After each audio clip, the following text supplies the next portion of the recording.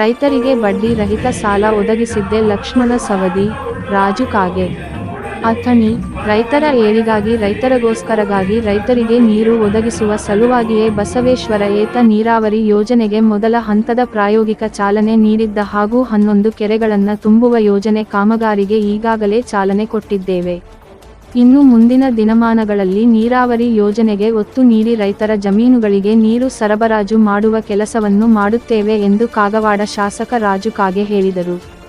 ಬೆಳಗಾವಿ ಜಿಲ್ಲೆಯ ಅಥಣಿ ತಾಲೂಕಿನ ಮದಭಾವಿ ಗ್ರಾಮದಲ್ಲಿ ವಿವಿಧೋದ್ದೇಶಗಳ ಪ್ರಾಥಮಿಕ ಗ್ರಾಮೀಣ ಕೃಷಿ ಸಹಕಾರ ಸಂಘದ ವತಿಯಿಂದ ಸಾಲ ವಿತರಣಾ ಕಾರ್ಯಕ್ರಮವನ್ನು ಉದ್ಘಾಟಿಸಿ ಮಾತನಾಡಿದ ಅವರು, ಇಡೀ ಬೆಳಗಾವಿ ಜಿಲ್ಲೆಯಲ್ಲಿಯೇ ಅತಿ ಹೆಚ್ಚು ಪತ್ತು ಹೊಂದಿರುವ ತಾಲೂಕು ಎಂದರೆ ಅದು ಅಥಣಿ ತಾಲೂಕು. ಸಹಕಾರ ಮಂತ್ರಿಯಾಗಿದ್ದ ಸಂದರ್ಭದಲ್ಲಿ ಲಕ್ಷ್ಮಣ ಸವದಿ ಅವರು ಬಡ್ಡಿ ರಹಿತ ಸಾಲವನ್ನ ರೈತರಿಗೆ ಕೊಟ್ಟಿದ್ದು, ಅದಕ್ಕಾಗಿಯೇ ಅವರನ್ನು ಸಹಕಾರ ಭೀಷ್ಮ ಎಂದು ಕರೆಯುತ್ತಾರೆ. ಕೃಷಿ ಪತ್ತಿನ ಸಹಕಾರಿಗಳು ರೈತರಿಗೆ ಉಪಯೋಗ ಮಾಡಿಕೊಟ್ಟಿದೆ.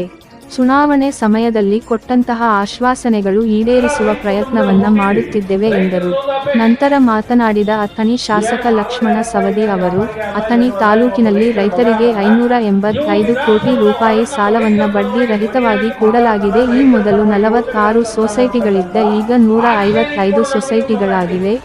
3 ಕೋಟಿ ರೂಪಾಯಿದ್ದ ಸಾಲು ಈಗ ಕೋಟಿಯಷ್ಟು ಆಗಿದೆ. ಇದಕ್ಕೆ ಕಾರಣ ಈ ಭಾಗದ ಜನರ ಆಶೀರ್ವಾದ ಹಾಗೂ ನನ್ನ ಬೆನ್ನೆಲುಬಾಗಿ ನಿಂತಿರುವುದು ಎಂದರು. ನಾವು ರಾಜಕಾರಣವನ್ನ ದೂರದೃಷ್ಟಿ ಇಟ್ಟುಕೊಂಡು ಮಾಡಬೇಕು. ಈಗಿನ ಜನರಿಗೆ ಅಷ್ಟೇ ಅಲ್ಲದೆ ಮುಂದಿನ ಪೀಳಿಗೆಗೂ ಸಹ ಉಪಯೋಗ ಆಗುವಂತೆ ನೋಡಿಕೊಂಡು ಯೋಜನೆಗಳನ್ನು ರೂಪಿಸಿ ಅವುಗಳನ್ನು ಜನರಿಗೆ ತಲುಪುವಂತೆ ಮಾಡುವ ಗುರಿಯನ್ನ ಇಟ್ಟುಕೊಂಡು ರಾಜಕಾರಣ ಮಾಡಬೇಕು. ವಿದ್ಯುತ್ ಸಮಸ್ಯೆ ಹೋಗಲಾಡಿಸಲು 110 ಮೆಗಾವ್ಯಾಟ್ ವಿದ್ಯುತ್ ಪೂರೈಕೆ ಮಾಡಲು ಸೋಲಾರ್ ಪ್ಲಾಂಟ್ ನಿರ್ಮಿಸುವ ಗುರಿಯನ್ನ ಹೊಂದಿದ್ದೇನೆ. ಆ ಯೋಜನೆಯನ್ನ ಮುಂದಿನ ದಿನಮಾನಗಳಲ್ಲಿ ಚಾಲನೆ ಕೊಡುತ್ತೇವೆ ಎಂದು ಭರವಸೆ ನೀಡಿದರು.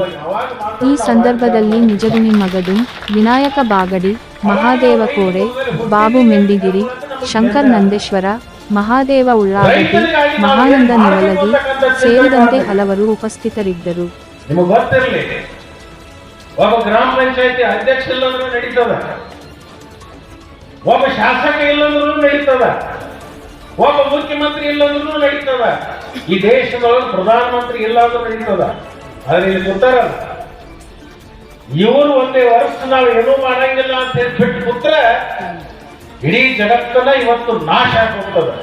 ಇವತ್ತು ಅನ್ನದಾತ ಅಂತಕ್ಕಂಥ ಏನು ನಮ್ಮ ಕುಲ ಇದೆಯಲ್ಲ, ಈ ಕುಲವನ್ನ ಬದುಕಿಸ್ಲಿಕ್ಕೆ, ಈ ಕುಲವನ್ನ ಗಟ್ಟಿಗೊಳಿಸ್ಲಿಕ್ಕೆ ನಾವು ಯೋಜನೆಗಳನ್ನು ತರಬೇಕು. ಯಾವುದೇ ಸರ್ಕಾರ ಇದೆ, ಒಂದು ವರ್ಷ ನೀವು ಸೂಟಿ ಮಾಡಿ ಮಾಡೋದು, ರಾಜ್ಯದೊಳಗೆ ರಾಜ್ಯಪಾಲ ಆಡಳಿತ ಬಂದು ನಾನು ನೀನು ಇಲ್ಲಪ್ಪ ನಡೀತದ. ಒಬ್ಬ ಅಧಿಕಾರಿ ರಜಾ ಹಾಕಿ 1 ವರ್ಷ ಹೋದರೂ ನಡೀತದ.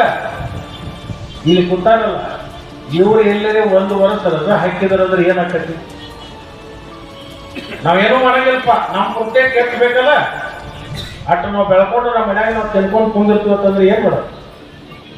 ಈ IAS IPS ಈ ಅಧಿಕಾರಿಗಳು ಈ ರಾಜಕಾರಣ ಏನು ಹೊಲಕ್ಕೆ ಹೋಗಿ ದುಡಿಯವ್ರ ನಮಗೆಲ್ಲ ಅನ್ನ ಕೊಡ್ತಕ್ಕಂಥವ್ರು ಯಾರಪ್ಪ ಅಂತಂದ್ರೆ ರೈತ. ಅದಕ್ಕೆ ಹಾಡಿನೊಳಗೆ ಹೇಳಕತ್ತಾರಲ್ಲ, ನೇಗಿಲ ಮೇಲೆ ನಿಂತಿದೆ ಧರ್ಮ. ನೇಗಿಲ ಮೇಲೆ ಇರ್ತಕ್ಕಂಥ ಧರ್ಮ ಏನದಲ್ಲ, ಆ ಧರ್ಮಕ್ಕೆ ಧಕ್ಕೆ ಆಗಲಾರ್ದ ಕೆಲಸಗಳನ್ನು ಮಾಡಿದ್ರೆ ಮಾತ್ರ ನಾವು ರೈತ ಪ್ರತಿನಿಧಿಗಳಾಗಿ ಇವತ್ತು ನಿಮ್ಮ ಸೇವೆ ಮಾಡ್ತಕ್ಕಂಥ ಯೋಗ್ಯತೆಯನ್ನು ಪಡ್ಕೋಬೇಕು. ಹೊರತಾಗಿ ನಿಮ್ಮಿಂದ ಧಿಕ್ಕಾರ ಕೂರಿಸ್ಕೊಳ್ತಕ್ಕಂಥ ಕೆಲಸವನ್ನ ನಾವು ಯಾವ ರಾಜಕಾರಣಿಗಳು ಮಾಡ್ತೀವಿ. ನಮ್ಮಲ್ಲಿ ನಿಜವಾದ ಮನೋಭಾವನೆ ಹೇಗಿರಬೇಕು ಅಂತಂದ್ರೆ, ಯಾರಿಂದ ನಾವು ಬಂದಿದ್ವಿ ಅವರ ಕಷ್ಟ ಕಾರ್ಪಣ್ಯಗಳನ್ನು ಯಾವ ರೀತಿ ನಾವು ನಿಭಾಯಿಸಿದ್ದೀವಿ ಅಂತಕ್ಕಂಥದ್ದನ್ನ ನಾವು ಅರ್ಥ ಮಾಡ್ತೀವಿ.